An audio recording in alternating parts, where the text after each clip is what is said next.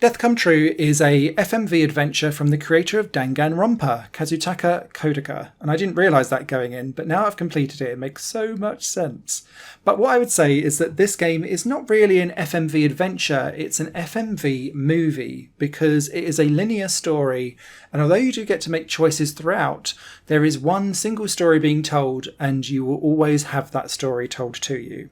So my big thing up front for this game is that if choices matter for you and you want to have your own individual experience, Death Come True might not be the FMV adventure for you. However, I had a great time enjoying this hyper-stylized, weird and wonderful world. Batshit crazy, but that's half the fun.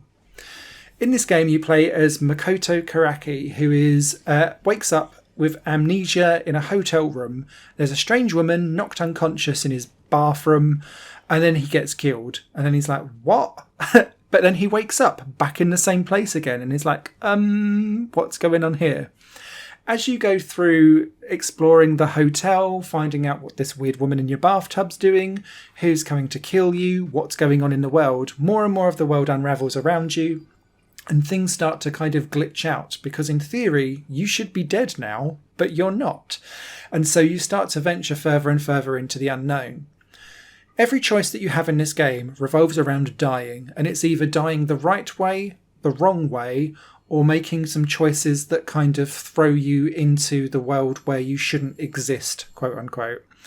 And so, although whenever you get a choice, you'll be freeze framed into like a 360 degree camera shot of the room, you can then rotate around with the analog stick and choose your choice. Ultimately, there is a right choice and a wrong choice, and there's almost always either one or the other. And so if you pick the wrong choice, you just get rewound back to where you were before to pick the right choice to continue on. They aren't official endings. What they do though, because you always die in this game, it's the clue's in the title. You do unlock death medals, which are essentially your trophies and achievements, because they're all tied to them. I recommend going off the beaten path because that's where half the fun is. But essentially, you're going to be told that same story all the way through from beginning to end.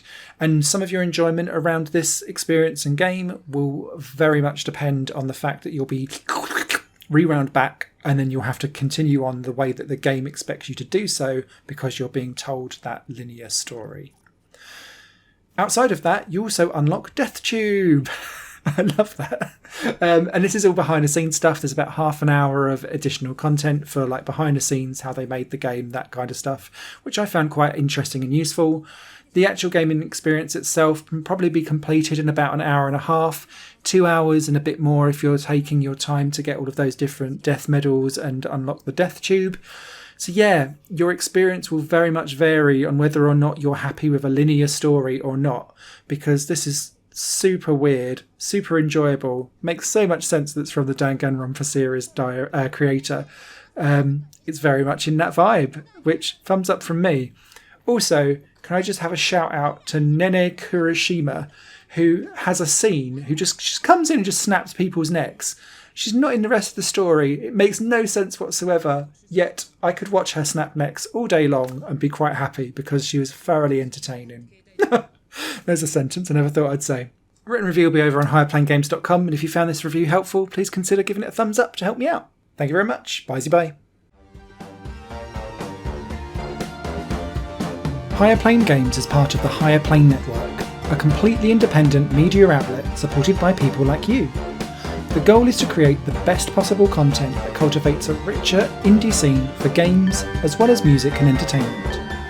To find out more and to get involved, visit patreon.com/higherplane network. Your support makes all the difference, and in return you'll gain access to bonus content and downloads. Thank you for watching.